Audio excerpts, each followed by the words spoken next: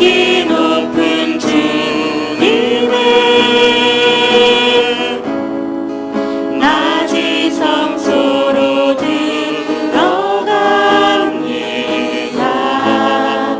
세상의 신을 벗고서 주 보좌 앞에 엎드리리. 내 주를 향한 사랑과 그 신뢰가 사그러져 갈 때 하늘로부터 이곳에 장막이 덮이네.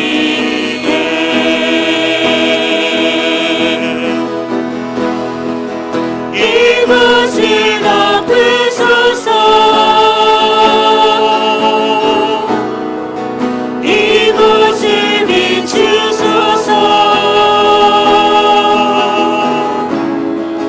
내 안에 무너졌던 모든 소망 다 회복하리니.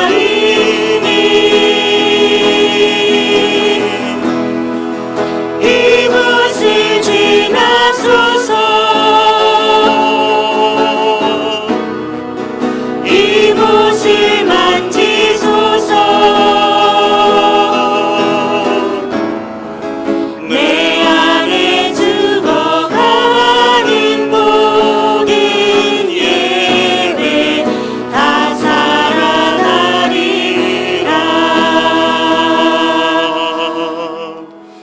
아멘. 오늘 5월 마지막 주 교회력으로는 성령 강림 주일입니다. 오늘도 예배당에서 또 각자의 가정과 삶의 자리에서 하나님을 예배하기 위해 모인 하나님의 백성들을 주님의 이름으로 환영하고 축복합니다. 우리 사도신경으로 우리의 믿음을 고백하며 예배로 나아갑니다. 전능하사 천지를 만드신 하나님 아버지를 내가 믿사오며 그 외아들 우리 주 예수 그리스도를 믿사오니 이는 성령으로 잉태하사 동정녀 마리아에게 나시고 본디오 빌라도에게 고난을 받으사 십자가에 못 박혀 죽으시고 장사한 지 사흘 만에 죽은 자 가운데서 다시 살아나시며 하늘에 오르사 전능하신 하나님 우편에 앉아 계시다가 저리로서 산 자와 죽은 자를 심판하러 오시리라. 성령을 믿사오며 거룩한 공회와 성도가 서로 교통하는 것과 죄를 사하여 주시는 것과 몸이 다시 사는 것과 영원히 사는 것을 믿사옵나이다. 아멘.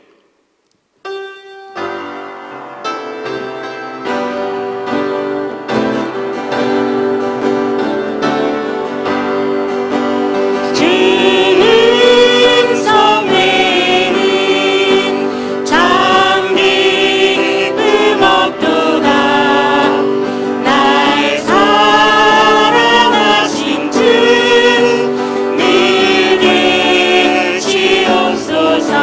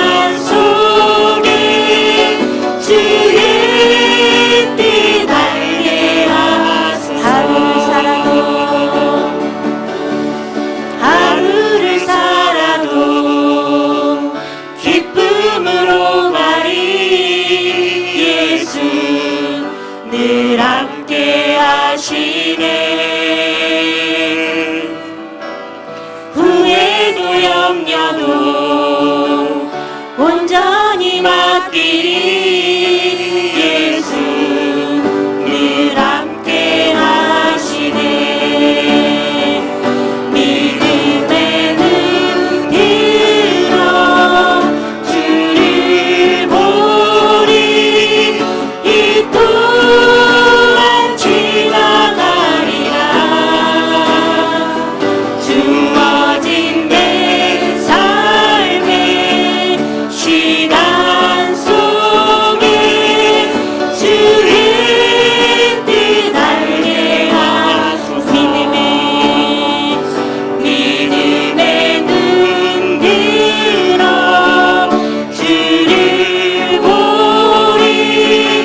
이 또한 지나가리라.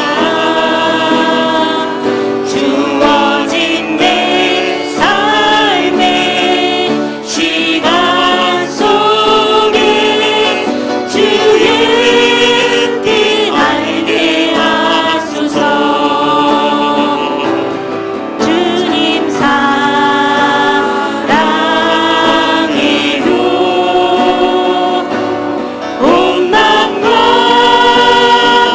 정성 다해 하나님의 신실한 친구를 기원합니다. 나 무엇과도 주님을 바꾸지 않으리. 다른 어떤 은혜 구하지 않으리.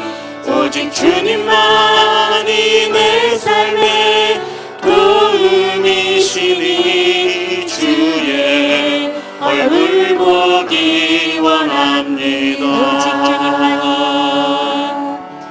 오직 주님만이 내 삶의 도움이시니.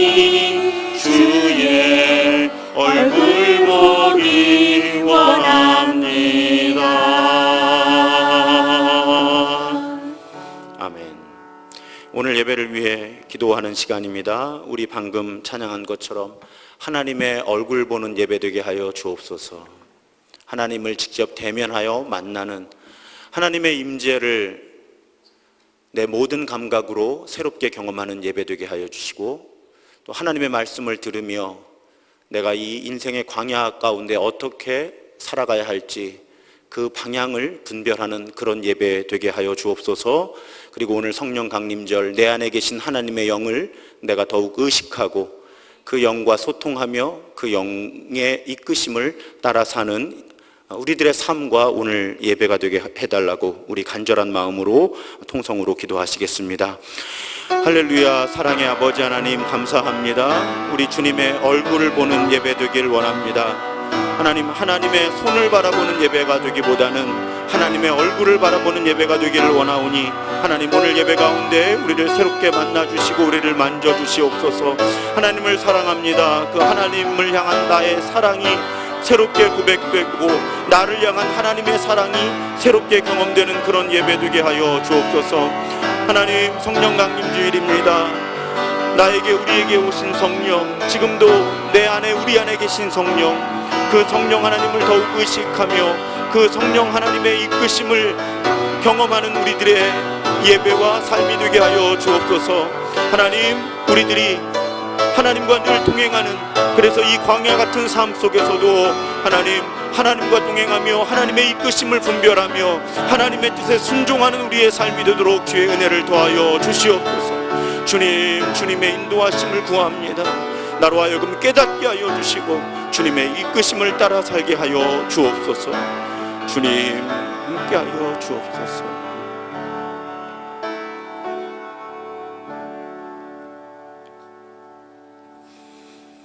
하나님, 오늘 우리가 영과 진리로 하나님을 예배합니다. 이 시간 시편을 통해 기도합니다. 주님, 일어나십시오.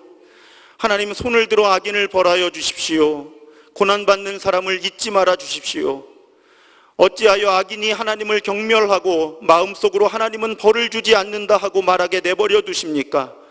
주님께서는 학대하는 자의 포악함과 학대받는 자의 억울함을 살피시고 손수 갚아주려 하시니 가련한 사람이 주님께 의지합니다. 주님께서는 일찍부터 고아를 도우시는 분이셨습니다. 악하고 못된 자의 팔을 꺾어 주십시오. 그 악함을 샅샅이 살펴 벌하여 주십시오. 주님은 영원 무궁토록 왕이십니다. 이방 나라들은 주님의 땅에서 사라질 것입니다. 주님께서는 불쌍한 사람의 소원을 들어주십니다. 그들의 마음을 굳게 하여 주시고 그들의 부르짖음에 귀 기울여 주십니다. 고아와 억눌린 사람을 변호하여 주시고 다시는 이 땅에 억압하는 자가 없게 하십니다. 하나님, 우리가 사는 이 세상의 아픔과 슬픔을 위로하여 주시고 치유하여 주옵소서. 많은 사람들이, 심지어 청소년들까지도 스스로 생명을 포기합니다. 많은 사람들이 일하다가 생명을 잃습니다. 우리가 경제적인 이익보다, 하나님 없는 성공과 성취보다 하나님 주신 생명을 소중히 여기는 문화를 만들어 가도록 우리를 이끌어 주옵소서. 무거운 짐을 가지고 예배 자리에 나옵니다. 경제적인 짐, 관계의 짐, 입시와 진로라는 짐, 몸과 마음의 건강이라는 짐. 오늘 예배가 이 모든 짐을 우리의 주와 그리스도 되시는 예수께 맡기고 자유를 얻게 하는 하나님의 시간이 되게 하여 주옵소서. 우리에게 코로나와 그로 인한 삶의 어려움을 극복할 수 있는 분별력과 용기를 허락하여 주옵소서. 오늘은 성령 강림 주일입니다. 하나님의 영이 우리 안에서 우리와 함께 하신다는 고백을 새롭게 하는 날이 되게 하여 주옵소서. 하나님은 내가 필요할 때만 내게 오시는 분이 아니라 항상 내 안에 계시는 분이라는 고백이 오늘 나로 하여금 거룩한 삶을 살아가게 하는 힘이 되게 하여 주옵소서.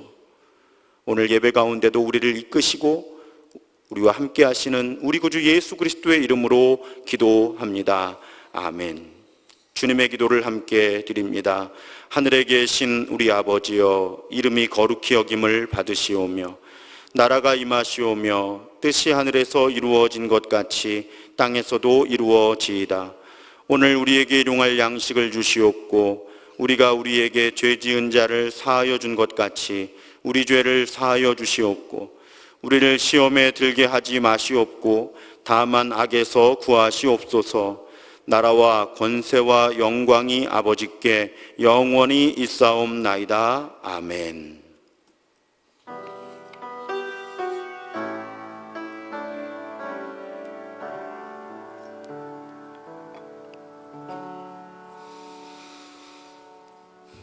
오늘 예배 자리에 나오신 모든 분들 다시 한번 주님의 이름으로 환영하고 축복합니다.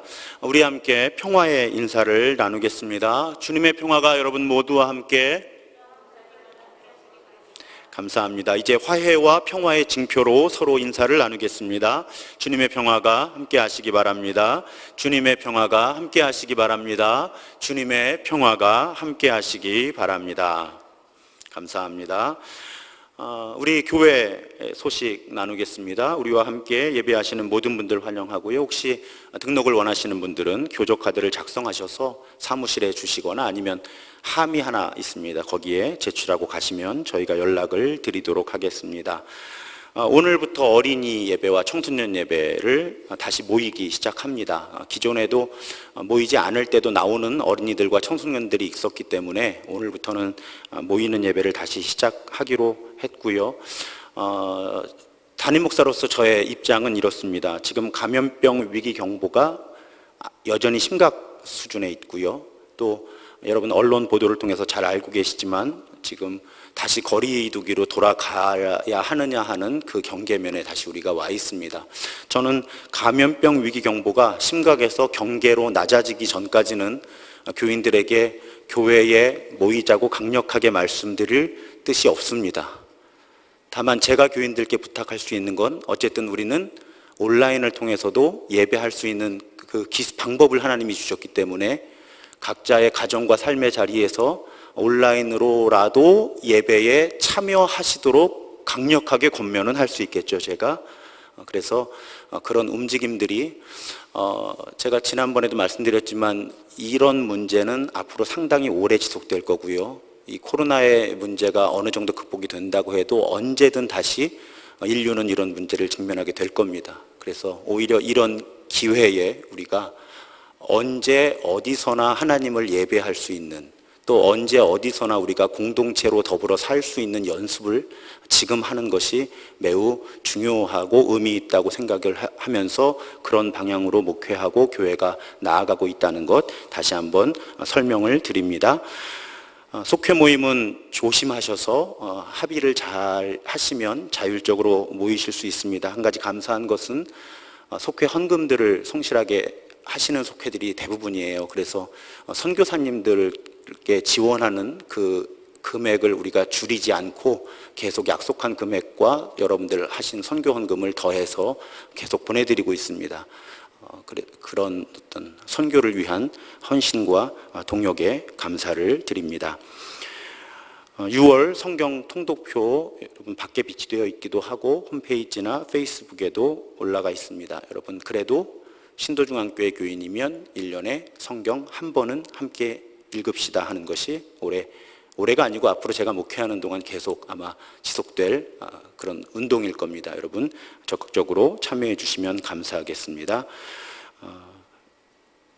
오늘까지 광야 시리즈 설교를 마무리하고요. 다음 주부터는 처음 이야기라는 주제로 창세기 1장부터 11장까지의 본문으로 저도 아직 몇 주를 할 수 있을지 사실은 너무나 나누고 싶은 내용이 많기 때문에 1년을 할 수도 있겠지만 대략 한 10주, 8주에서 10주 정도의 일정으로 말씀을 전하려고 합니다. 위에서 기도해 주시면 감사하겠습니다.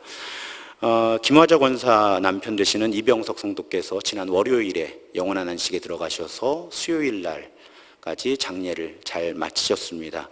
우리 유가족들께서는 자녀분들까지 타교회에 소속되시거나 교회 출석 안 하시는 자녀분들까지 11시 예배에 우리와 함께 예배하시면서 교회가 그동안 위에서 기도해 주신 것과 장례를 도와주신 것에 감사를 표하시겠다고 그렇게 알려오셨습니다. 우리 김화자 권사님 위로해 주시고 이제 홀로 되셨는데 여러분 교회가 가족이 지금까지보다 더욱 교회가 가족이 되어 주셨으면 감사하겠습니다. 오늘 우리에게 주시는 하나님의 말씀은 사무엘상 30장 1절로 8절의 말씀입니다. 사무엘상 30장 1절로 8절의 말씀, 저와 여러분 한 절씩 교독하시고 마지막 절은 함께 읽겠습니다. 다윗과 그의 사람들이 사흘 만에 시글락에 이른 때에 아말렉 사람들이 이미 네겝과 시글락을 침노하였는데 그들이 시글락을 쳐서 불사르고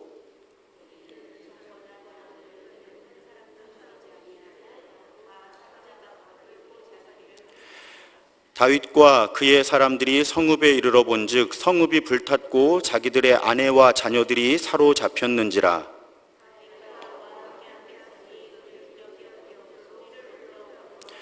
다윗의 두 아내 이스라엘 여인 아히노암과 갈멜 사람 나발의 아내였던 아비가일도 사로잡혔더라.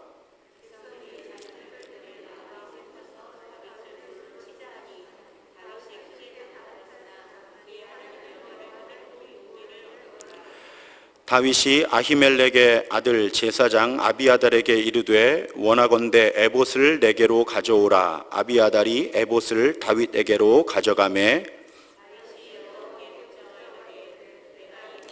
추격하면 따라잡겠나이까 하니 여호와께서 그에게 대답하시되 그를 쫓아가라. 내가 반드시 따라잡고 도로 찾으리라. 아멘. 우리는 지금 다윗과 함께 광야 길을 걸어왔습니다.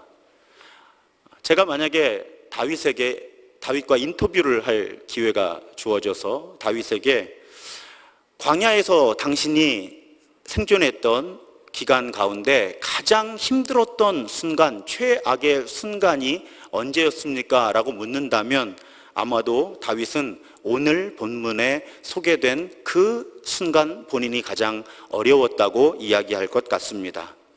자, 사건 속으로 들어가 보겠습니다. 다윗과 부하들이 군사작전을 위해 제가 말씀드렸죠. 전쟁이 일어나면 용병으로 참전하는 것이 이들의 생존 수단이었다고요. 참전을 하고 돌아왔어요. 사실상 참전을 하지 못했습니다. 헛수고를 하고 돌아온 거예요. 그런데 그 사이에 아말렉 사람들이 쳐들어와서 여자와 아이들을 노예로 끌고 갔고 물건들을 모두 약탈해 간 거예요. 다윗 일행을 맞이한 것은 연기와 재뿐이었습니다. 부하들의 슬픔이 곧 분노로 돌변을 해요. 당연히 이 마을을 무방비 상태로 두고 떠난 책임이 지도자 다윗에게 있었습니다. 극단적으로 분노한 군중들은 다윗을 돌로 쳐 죽이려 합니다. 그들 안에 있는 절망이 그들의 이기심을 폭발시킨 거예요. 그동안 광야에서 자신들의 삶을 지탱해 준 사람이 다윗이고요. 사실은 다윗도 지금 가족들과 모든 것을 다 잃은 상황인데 이 군중들의 분노는 지도자 다윗의 은혜는 망각하게 하고 다윗에 대한 분노를 돌을 들어 다윗을 치려고 하는 시도로 표현하게 합니다. 다윗에게는 최악의 순간 맞죠. 자신도 지금 가족과 모든 것을 잃은 상황인데 자신과 동고동락했던 사람들까지 자신을 죽이려고 하는 이 장면을 묵상하면 가끔 그런 생각을 해요. 오랫동안 주저앉아 있을 형편만 돼도 괜찮은 거예요. 지금 다윗을 보면요. 빨리 뭔가 하지 않으면 돌에 맞아 죽어요. 앉아서 울거나 슬퍼하거나 좌절하고 있을 그럴 시간도 지금 다윗에게는 없습니다.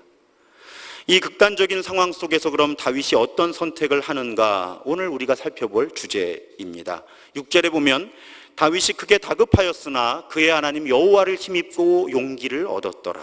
자, 이것이 다윗의 대책이에요.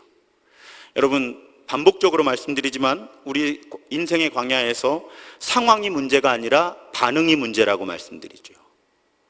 다윗은 인생의 가장 큰 고난 속에서 당황함으로 넋놓고 있지도 않았고요.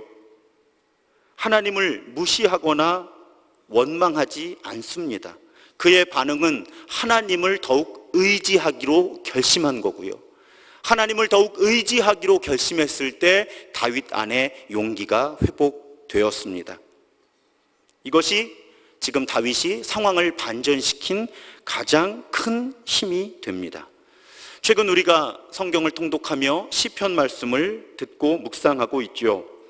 인생의 광야에서 아무도 아무것도 자신을 도울 수 없을 때 다윗은 하나님의 도우심을 구하는 것이 유일한 대책임을 시편은 우리에게 증언해 줍니다. 자, 그렇게 하나님을 의지함으로 용기를 회복한 다윗은 무엇을 할까? 다윗은 이어지는 7절과 8절에 보면 제사장의 에봇을 가져오게 합니다. 에봇은 당시 제사장의 예복이었고요. 그 에봇의 흉패, 그러니까 이 가슴 덮개 안에는 어떻게 생겼는지는 모르는 우림과 둠밈이라고 하는 기구가 있었습니다. 도구가 있었어요.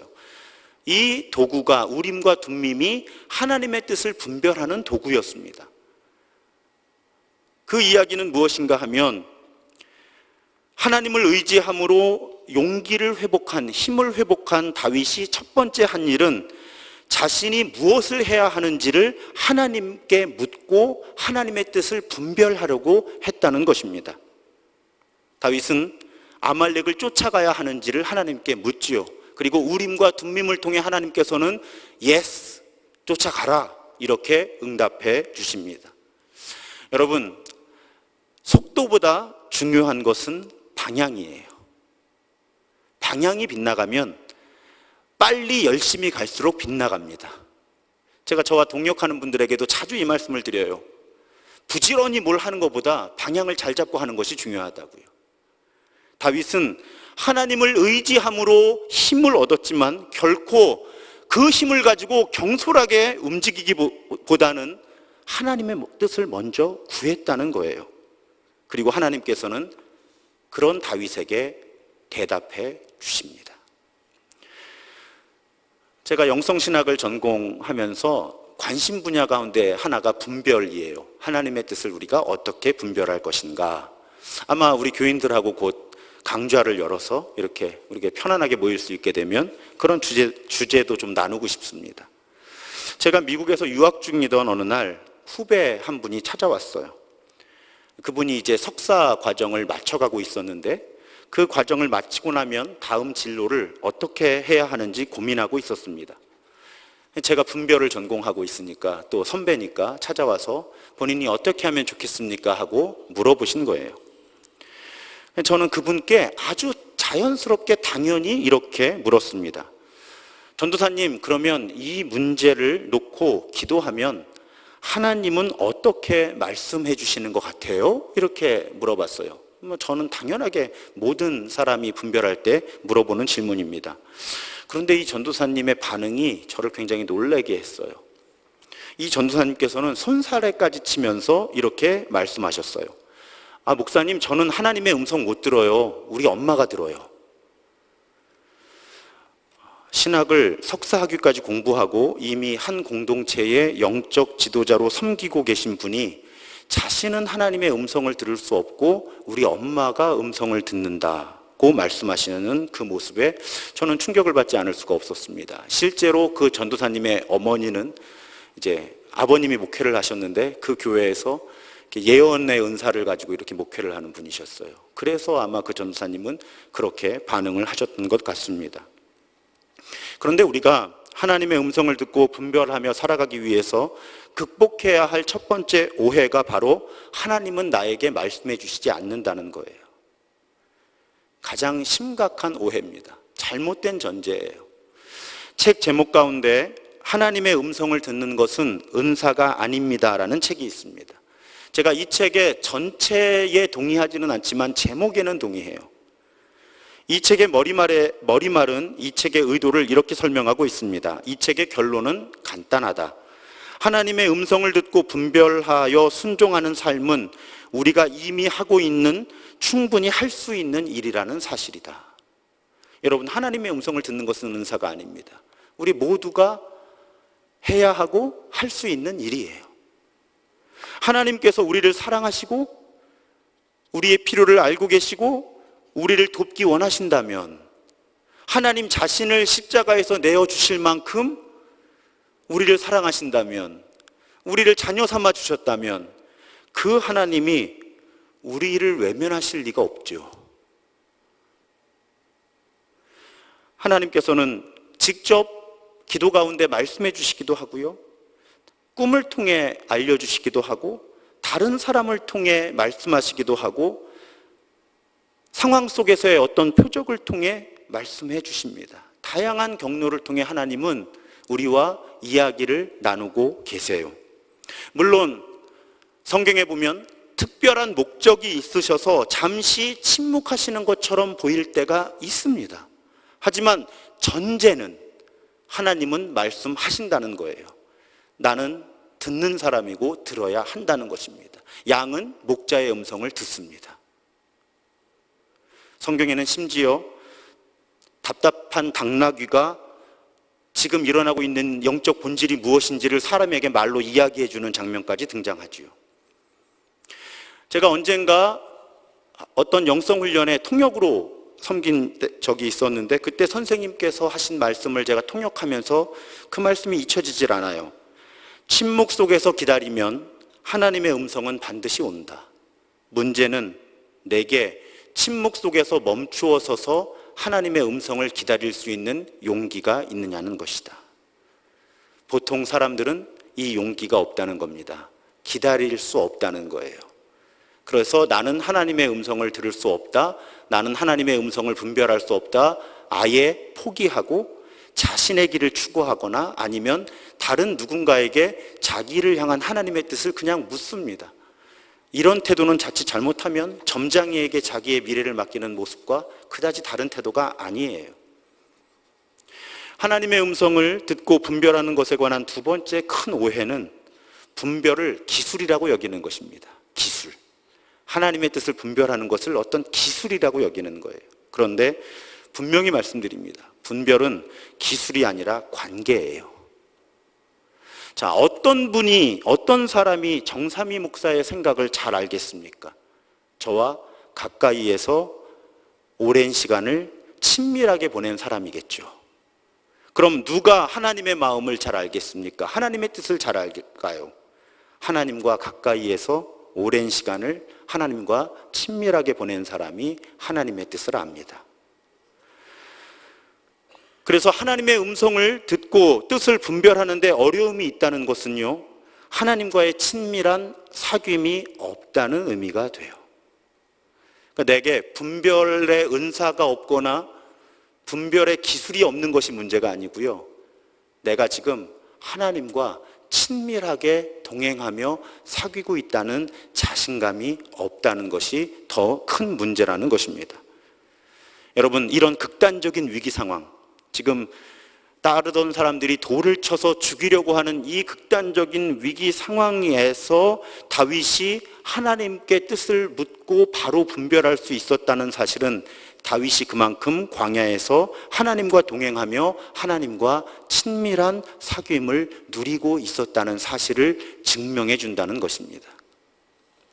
이 부분에서 우리는 사울과 다윗의 차이를 다시 한번 발견할 수 있습니다. 사무엘상 28장에 보면 사울이 블레셋 군대를 보고 두려워서 마음이 몹시 떨렸던 상황이 소개가 돼요. 그때 성경이 어떻게 기록하고 있는가 하면 사울이 주님께 물었으나 주님께서는 그에게 꿈으로도 우림으로도 예언자로도 대답하여 주지 않으셨다, 이렇게 기록되어 있습니다. 하나님께서 사울에게 대답해 주지 않으셨다는 기록의 의미는 무엇입니까? 사울이 그만큼 하나님과 멀리 살았다는 거예요. 하나님께서 사울로부터 떠나시기 이전에, 혹은 하나님께서 사울로부터 떠나셨다기보다는 사울 자신이 하나님과의 친밀한 관계로부터 멀리 떨어져 살았던 겁니다. 그렇게 멀어져 있다가 다급해지니까 하나님의 뜻을 분별하려고 하는 거예요. 분별을 기술로 접근한 겁니다. 하나님과의 친밀한 관계를 회복하려고 하지 않고요, 그냥 답만 얻고자 했던 거예요. 그렇게 분별을 기술로 여겼을 때 사울은 어떤 경로로부터도 하나님의 음성을 듣지 못합니다. 아마 하나님께서 말씀해 주셔도 사울에게는 이미 분별할 능력이 상실된 그 상황이라고 보는 것이 적절할 것 같아요. 사울 왕은 하나님과의 친밀한 관계를 유지하지 못했고 하나님의 음성을 듣는 것을 기술이라고 생각한 것이 문제였다는 것입니다. 여러분, 계속 제가 비교해서 설명드리죠. 오늘도 마찬가지예요. 사울과 다윗 둘 다 광야에 있었습니다. 둘 다 기름 부음 받은 사람이었어요. 그런데 한 사람은 그 광야 속에서 영적인 시력과 영적인 청력이 하나님을 향해 점점 예민해져 갔고요, 그래서 내가 돌에 맞아 죽을지 모르는 그 긴박한 상황 속에서도 하나님을 의지하면서 용기를 회복하고 하나님께 묻고 하나님의 뜻을 분별해서 앞으로 나갈 수 있는 그런 힘이 있었고요, 반대로 다른 한 사람은 하나님을 향한 영적인 시력과 청력이 광야에서 마비되어 갔다는 것입니다. 사랑하는 여러분, 우리는 인생의 광야에서 어떤 선택을 해야 하겠습니까?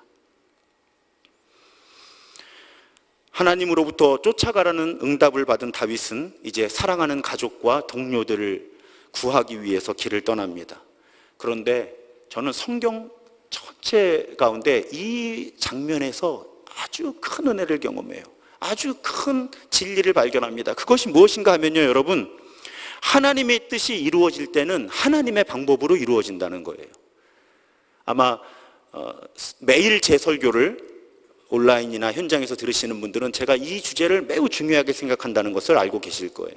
하나님의 뜻은 하나님의 방법으로 이루어집니다. 자, 이제부터 일어나는 일들을 예를 들어 설명을 드리겠습니다. 자, 600명이 아말렉 군대를 추격하기 시작해요. 그런데 이미 참전을 하러 갔다가 돌아온 상태에서 몸과 마음이 탈진한 거예요. 많은 사람들이 절망했잖아요. 지금 다윗을 따라 가기는 하는데 몸과 마음이 바닥인 거예요, 상태가. 그래서 시냇가에, 부솔 시냇가에 이르는데 200명이 탈진해 버립니다. 여러분, 말이 쉬워 200명이지 전체 병력의 3분의 1이에요. 지금 하나님이 가라고 해서 길은 나섰지만 아말렉 사람들 그 군대가 어디 있는지도 모르고 몇 명인지도 몰라요. 무장을 얼마나 했는지도 몰라요. 그런데 3분의 1이 탈진해서 못 가겠다는 거예요. 제가 지도자라면 채찍을 때려서라도 끌고 갔을 것 같아요. 야, 우리 가족들과 모든 것이 지금 달려있는데 어떻게 너희들이 힘들다고 이렇게 주저앉을 수가 있느냐 할 것 같아요. 그런데 다윗은 지친 병사들이 거기 남아서 기력을 회복할 수 있는 기회를 줍니다. 그리고 400명이 또 추격전을 벌이는 거예요. 그런데 가다 보니 군사들이 사람 하나를 끌고 오는데, 왜 끌고 온다고 설명을 드리냐면 이미 탈진한 사람이에요. 이집트 사람 하나가 광야에 쓰러져 있는 거예요. 여러분, 지금 광야에 버려진 이집트 사람 하나가 이 긴박한 작전 속에 어떤 의미가 있겠어요? 저라면 그냥 버려두고 갔을 것 같아요. 그런데 다윗과 다윗의 일행은 그에게 물과 먹을 것을 주어 회복시킵니다. 도무지 이야기의 긴박함이 떨어져요. 지금 이 사안의 중대함을 생각하면, 이 긴급함을 생각하면 다윗은 이러면 안 돼요. 200명이 탈진하든 말든 가다 죽든 말든 끌고 가야 됐고요. 길에 쓰러진 사람 하나를 지금 챙길 상황이 아니잖아요. 이야기에 긴박함이 없어요. 그런데 이 쓰러졌던 사람이 기력을 회복하고 나니 이 사람이 바로 다윗의 요새를 약탈했던 아말렉 사람들이 버리고 간 노예였다는 것이죠. 그래서 이 노예가 자기 생명만 보호해 준다면 하고 기밀을 누설한 거죠. 이동 경로를 안내를 해서 아말렉 사람들에게로 이 버려졌던 노예가 앙심도 품었을 거 아니에요. 자기 병들었다고 버리고 갔으니까 안내를 해준 거죠. 가보니까 아말렉 사람들은 뒤에 다윗 군대가 추격해올 가능성이 제로였기 때문에 무방비 상태로 퍼져 있었던 거고요. 다윗과 다윗의 군사들은 아주 쉽게 사람과 자신들의 재산 플러스 아말렉 사람들이 모아놓았던 것까지 전리품으로 가지고 돌아오게 되죠. 여러분 보세요. 우리가 통상적으로 생각하는 군사작전에서 일어날 수 없는 일들이 지금 반복해서 일어납니다. 그런데 한 가지 사건이 더 남았어요. 그렇게 승리를 거두고 사람과 물건들을 다 찾고 돌아오는데 아까 200명이 탈진해서 낙오되었던 곳에서 갈등이 생깁니다. 참전했던 사람들 중에 성경은 못된 사람들이라고 아예 정의를 해요. 못된 사람들이 뭐라 그러는가 하면 저 200명은 자격이 없다는 거예요. 가족들은 그냥 데리고 가지만 이 물건들은, 이 재산은 나누어 가질 자격이 없는 사람들이니까 우리 참전했던 사람들 400명이 재산은 나눠 갖겠다는 거예요. 저 사람들은 그냥 무일푼으로 가야 된다는 거죠. 가족들만 데리고. 어찌 보면 지금 우리 사회의 기준으로 보면 공평하다고 할 수도 있죠. 그런데 다윗은 이렇게 고백합니다. 23절에 보면 다윗이 이르되 나의 형제들아 여호와께서 우리를 보호하시고 우리를 치러 온 그 군대를 우리 손에 넘기셨은즉 그가, 그러니까 여호와께서 우리에게 주신 것을 너희가 이같이 못한다. 이렇게 하면 안 된다. 자, 어떤 의미죠? 지금 가족과 재산을 되찾을 수 있었던 것은 전적으로 하나님의 은혜다. 다윗은 그렇게 고백하는 거예요. 그렇게 은혜로 얻은 것은 은혜로 나누어야 된다고 다윗이 주장하는 겁니다. 그래서 다윗은 전투에 참전했던 사람들이나 탈진해서 낙오된 사람들 모두가 동일한 몫을 받게 하고요. 이 관행은, 이 법은 그 이후로도 이스라엘에 적용된다고 성경 본문에 정확하게 기록이 되어 있습니다. 다윗이 광야에서 배운 것이 이거예요. 여러분, 주어가 하나님입니다. 내가 이기게 했다고 하지 않고요. 우리가 이겼다고 하지 않아요. 하나님께서 이기게 하셨다고 선포하고요. 우리가 얻은 모든 것도 우리가 잘해서 얻었다고 고백하지 않습니다. 하나님께서 주신 거라는 거예요. 하나님께서 주신 거니까 하나님의 마음, 하나님의 방식대로 나누어야 한다는 거죠. 그것이 다윗의 분별력이었습니다. 다윗은 광야에서 주어가 나가 아니라 하나님이라는 언어를 구사하는 법을 배웠습니다. 그래서 제가 이런 메모를 했어요. 말씀을 준비하면서 주어를 나로 사는 사람은 내 힘으로 살고 주어를 하나님으로 사는 사람은 하나님의 힘으로 삽니다.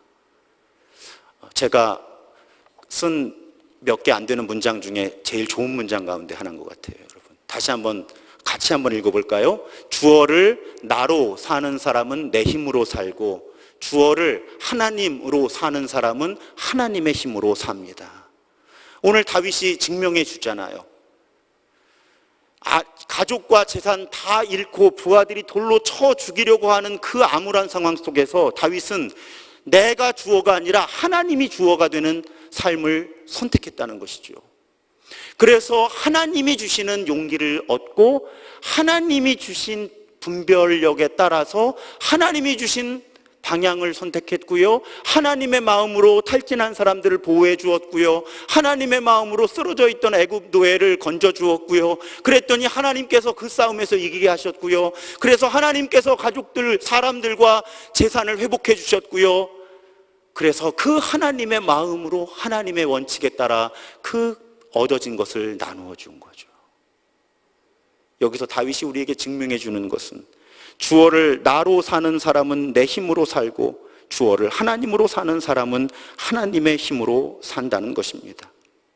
이렇게 우리는 인생의 광야에서요, 여러분 인생의 광야는 빨리 통과하면 좋겠는데요, 만약에 빨리 통과할 수 없다면 우리가 인생의 광야에서 배울 수 있는 가장 귀한 값어치 있는 교훈과 경험은 우리는 광야에서 은혜로 사는 법을 배울 수가 있어요. 우리는 광야에서 은혜로 사는 법을 배울 수 있어요. 그리고 받은 은혜를 나누는 법을 배울 수 있습니다. 사랑하는 여러분, 이 사건 이후에도 다윗은 광야에 있었어요. 그리고 이제 점점 광야를 빠져나와서 이스라엘의 왕이 됩니다. 그렇지만 왕이 된 이후에도 다윗의 인생은 자주 광야가 찾아왔죠. 실제 몸이 광야에 있지 않아도 삶이 광야가 될 때가 있잖아요. 다윗의 광야는 쉽게 끝나지를 않습니다. 우리의 인생의 광야도 마찬가지죠. 우리 마음대로 쉽게 빠져나올 수 있는 광야는 그런 곳이 아닙니다. 그런 고통과 혼란, 두려움 속에서 저는 가끔 다드림교회를 담임하시는 김병년 목사님의 이야기를 떠올리며 위로와 도움을 얻습니다. 이분 이야기 아시는 분들 계실 거예요. 2005년 8월에 아내 서주연 사모님이 셋째를 낳은 지 며칠 되지 않아서 뇌경색으로 쓰러집니다. 젊은 나이에. 처음 3년, 여러분 처음 3년이 말이 쉽지 3년을 그럭저럭 잘 버티셨다고 책에 쓰고 있어요. 아내가 언제라도 일어날 수 있다는 믿음을 가졌고요. 24시간 간병인을 두고 목사님은 기도원을 다녀요. 우리 아내를 일으켜달라고 기도합니다.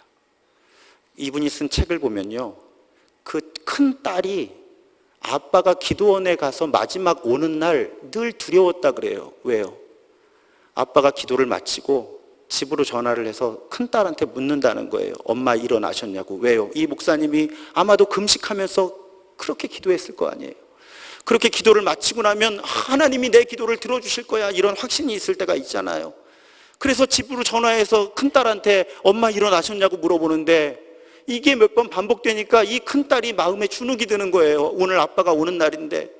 또 전화해서 엄마 괜찮냐고 물어볼 텐데 엄마는 여전히 누워있고 차도가 보이질 않는데 그 시간을 가족들이 통과해 갑니다. 아내의 대소변을 받아내며 자녀 셋을 양육하며 목회를 해야 되는 그런 시기를 지나가시는 거예요. 그런데 다른 비극이 일어납니다.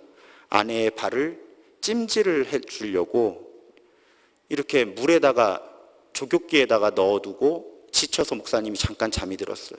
그런데 이 기계가 불량이었던 거예요. 물이 끓어버렸어요. 이 아내분은 움직일 수가 없잖아요. 심한 화상을 입었고요. 결국 한쪽 다리를 절단합니다. 끝이 아니에요. 돌봐주던 장모님이 잠시 다른 곳을 보는 사이에 아내분이 침대에서 떨어져서 골반이 부러지고 다리가 기역자로 꺾입니다. 오랫동안 누워있는 사람에게 나타나는 욕창이 생겨요. 목사님이 책에 씁니다. 고통에 고통을 더하시는 하나님이 원망스러웠다고. 그래서 한 번은 병원의 성당 예배당에서 하나님께 이렇게 따졌답니다. 하나님, 나 좀 그만 때려. 하나님, 나 좀 그만 때려요. 그러다 뜻밖의 경험을 하게 되는데 이 목사님이 하나님의 음성을 들으세요. 근데 하나님의 음성이요, 참 가혹해요. 네 아내는 낫지 않는다. 너는 그냥 나만 바라보아라. 하나님께서 이 목사님과 함께 하신다는 말씀은 주셨지만 아내가 나을 거라는 이야기는 해주지 않으세요. 그런데 놀랍게도 이후에 이 목사님은 고통스러운 혼란을 넘어서서 이해할 수 없는 고난의 신비를 받아들이며 사는 법을 배우기 시작했다고 증언합니다. 이분이 이렇게 기록하고 있어요. 그렇다. 우리의 아픔은 신비다. 하나님의 신비 안에 거하면 모든 것을 머리로 이해하려는 부질없는 집착으로부터 안식을 얻는다. 신비를 받아들이면 모든 것을 잃은 후에도 인생을 다시 받아들일 수 있다. 그러면서 이분이 라이너 마리아 릴케가 젊은 시인에게 보내는 편지라는 책에서 한 말을 통해 큰 도움을 받는다고 기록하고 있습니다. 주보에도 제가 그 사연을 좀 적어두었죠.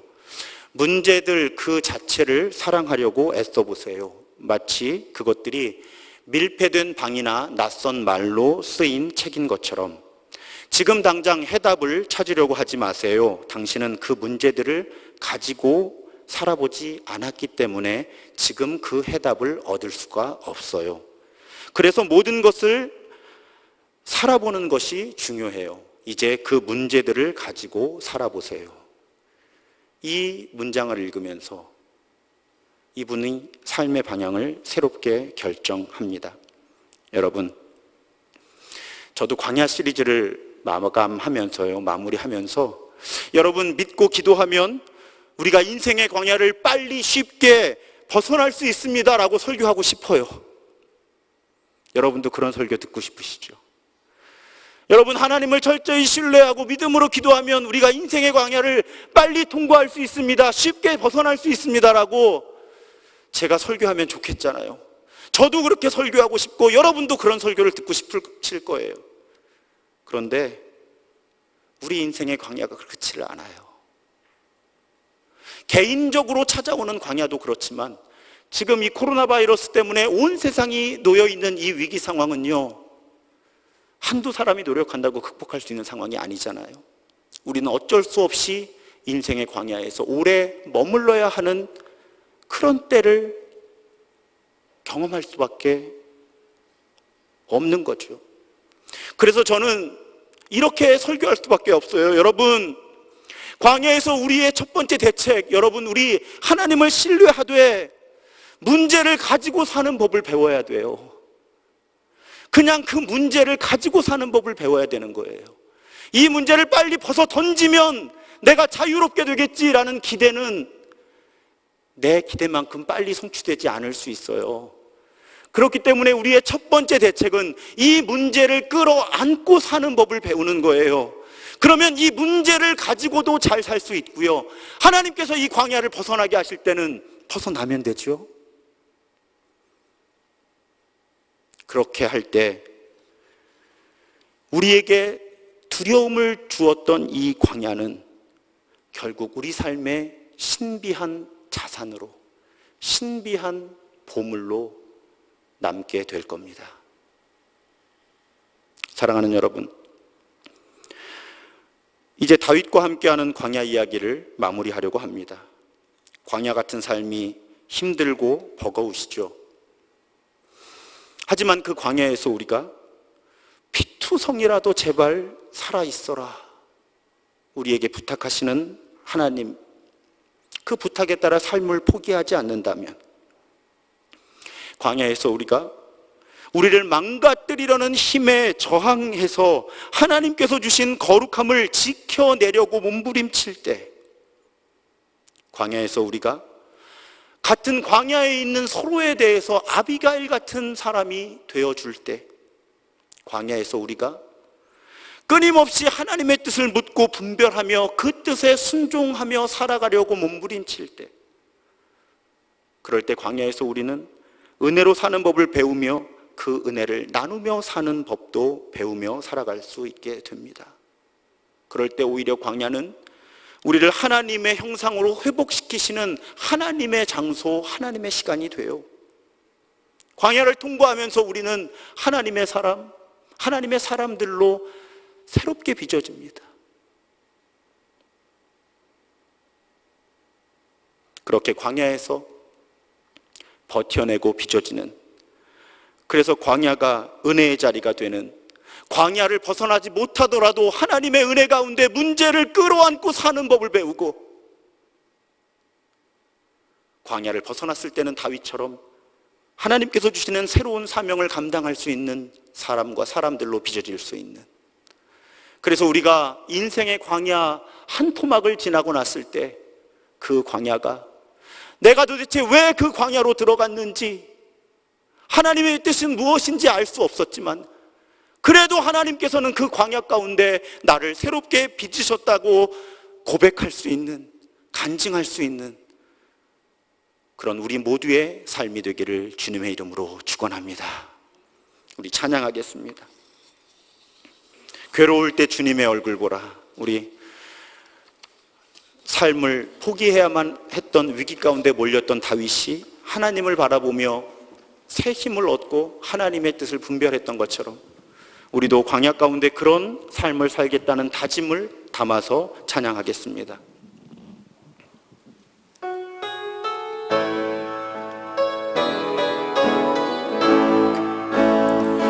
괴로울 때 주님의 얼굴 보라. 평화의 주님 바라보아라. 세상에서 시달린 친구들아, 위로의 주님 바라보아. 눈을 들어 주를 보라.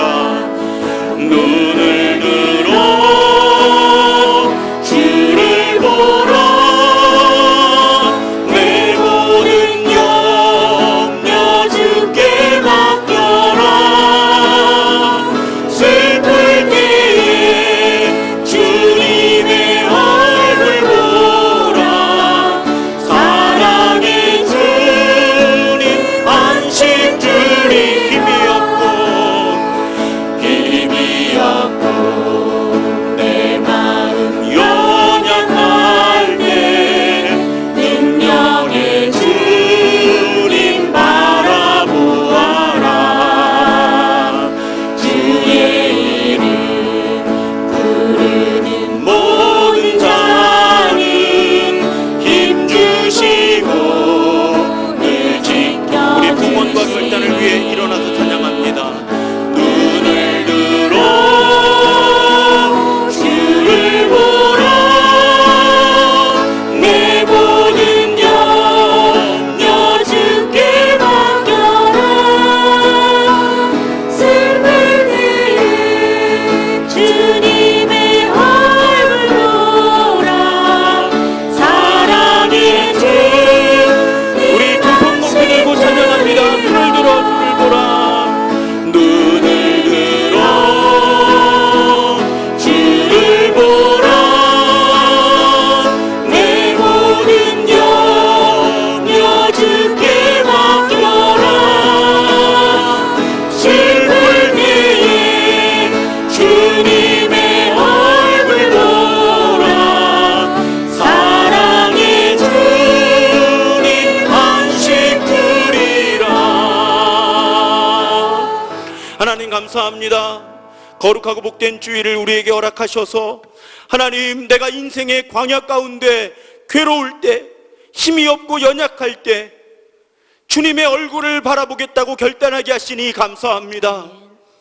하나님, 왜 이 광야가 시작되었으며 이 광야 가운데 내가 어떻게 이 광야를 통과해 나갈지, 언제 어떻게 이 광야를 벗어날지 알 수 없을 때, 그럴 때 오히려 하나님을 철저히 신뢰하게 하여 주시고 하나님께서 주신 거룩함을 지켜나가며 하나님께서 나를 만드신, 우리를 빚으신 그 거룩한 형상을 회복해가는 우리가 되게 하여 주옵소서. 은혜로 사는 법을 배우게 하시고 그 은혜를 나누며 사는 법을 배우게 하여 주옵소서. 하나님, 그럴 때 광야를 벗어나지 못할 그 상황 속에서도 내가 문제를 끌어안고 하나님의 사람으로 살게 하시고, 그래서 그 광야를 통과했을 때는 인생의 다음 과정 가운데 나를 새롭게 사용하시는 하나님의 사람으로, 하나님의 사람들로 빚어져 있게 하여 주옵소서. 그래서 그 광야가 결국 내 인생의 간증의 제목이 되게 하여 주옵소서. 감사의 이유가 되게 하여 주옵소서. 하나님, 이 시간 하나님께 예물을 드립니다. 예물을 드리며 내 삶을 드립니다. 돈을 드린 것이 아니라 나를 드립니다. 나로 하여금 하나님의 나라를 이루는 삶을 더욱 치열하게 성실하게 살아내게 하여 주옵소서. 하나님, 간구합니다. 경제적인 어려움으로 인해서 일터가 흔들리고 매출이 줄어들고 하나님, 경제적인 어려움을 겪는 당신의 사랑하는 자녀들에게 만나를 허락하여 주옵소서. 오병이어의 이적을 이루어 주옵소서. 지금은 이 땅에 오셔서 하나님의 나라를 새롭게 선포하시고 십자가와 부활로 우리를 구원하신 예수 그리스도의 은혜와 광야 속에서도 끊임없이 살 길을 우리에게 말씀해 주시는, 그리고 우리가 예측할 수 없는 방식으로 우리를 인도하시는 성부 하나님의 무한하신 사랑하심과 우리 안에서 끊임없이 우리로 하여금 은혜로 사는 법을 배우게 하시는 성령 하나님의 교통하심이 오늘 광야 같은 인생 속에서도 하나님을 신뢰함으로 하나님의 뜻대로 살아가겠다고 새롭게 결단하고 일상으로 세상으로 돌아가 흩어지는 모든 당신의 자녀들 위해 이제로부터 영원토록 함께 하시기를 간절히 축원하옵나이다. 아멘.